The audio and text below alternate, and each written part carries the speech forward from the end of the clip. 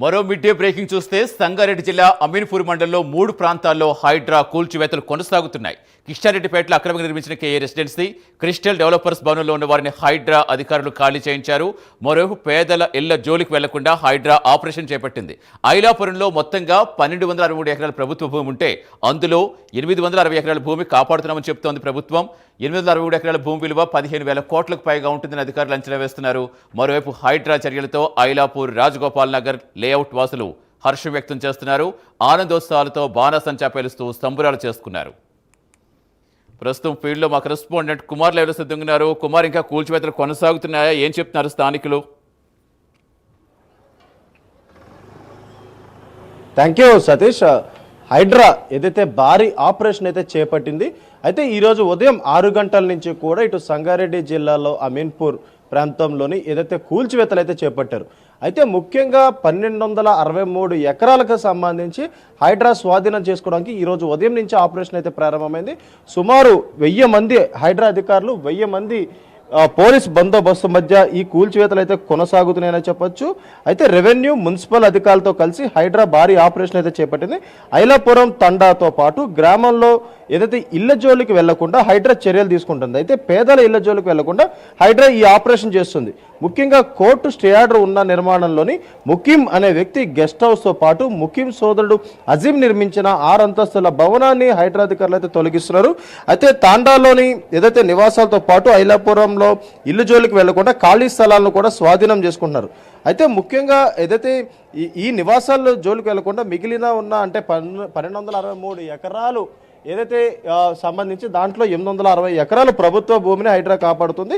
దీని 15,000 కోట్లకు పైగా ఏదైతే విలువ ఉంటుందంటూ కూడా ఇప్పటికే అంచనా వేశారు. అయితే ముఖ్యంగా చూసుకున్నట్టయితే దీనికి సంబంధించి ఈరోజు ఉదయం నుంచి కూడా ఈ ఆపరేషన్ ప్రారంభమైంది. విజువల్స్లో మనం చూడొచ్చు. ఈ ప్రస్తుతానికి ఇక్కడ ఏదైతే కూల్చివేతలు ఆపారో ఇందులో అద్దెకుంటున్న సుమారు 43 ఫ్లాట్లకు సంబంధించి ఇందులో జనాలు అయితే అద్దుకుంటున్నారు. వాళ్ళు సామాన్లు ఖాళీ చేసే విధంగా ప్రస్తుతం టైం అయితే ఇవ్వడం జరిగింది. ముఖ్యంగా ఇక్కడ ప్రజలు కూడా తమ సామాన్లన్నీ కూడా ఇప్పుడు తీసుకున్నారు. మరికొద్దిసేపట్లో ఈ కూల్చివేతలు కూడా ప్రారంభమవుతాయి. అయితే ముఖ్యంగా ఐలాపురంలోని ముకీం తమ్ముడు అజీం అక్రమంగా ఈ 6 అంతస్తుల భవనాన్ని అయితే నిర్మించారు.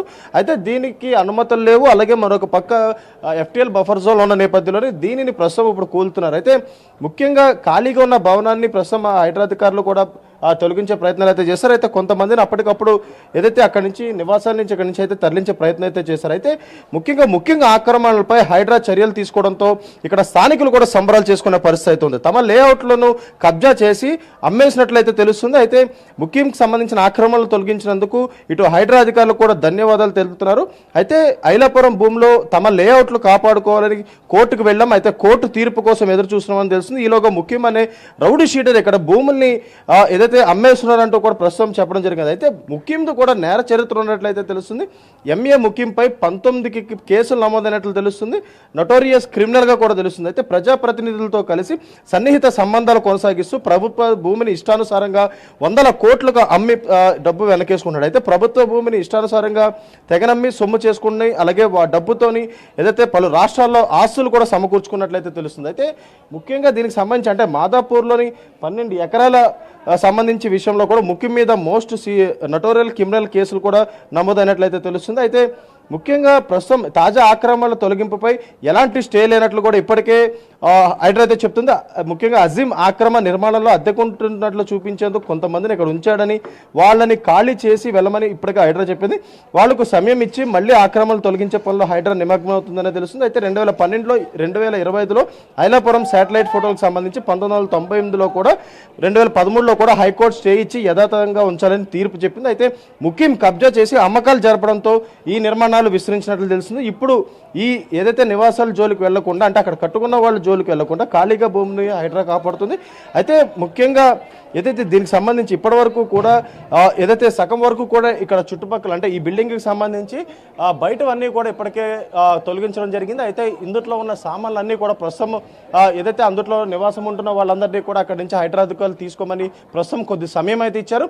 అయితే వాళ్ళందరూ కూడా ఇక్కడ డీసీఎంలు తెప్పించుకొని ఏదైతే వాళ్ళ సామాన్లన్నీ కూడా ఇక్కడ ఖాళీ చేస్తున్నారు. అయితే ఆ తర్వాత మరికొద్దిసేపట్లోని మరొకసారి ఈ కూల్చివేతలు అయితే ప్రారంభం అయితే అయితే వీకెండ్లోని ఇది చాలా పెద్ద ఆపరేషన్ అనే చెప్పొచ్చు. గతంలో మనం ఎన్కన్వెన్షన్ లాంటి ఆక్రమణలు తొలగించారు. అయితే ఈసారి ముఖ్యంకి సంబంధించి అలాగే అతని సోదరుడికి సంబంధించి 3 చోట్ల ఈరోజు ఉదయం నుంచి కూడా ఈ ఆపరేషన్ కొనసాగుతుంది. అయితే మరికొద్దిసేపట్లో ఈ బిల్డింగ్ కూడా కూల్చేసే అవకాశం అయితే ఉందనే చెప్పొచ్చు. Right, thank you.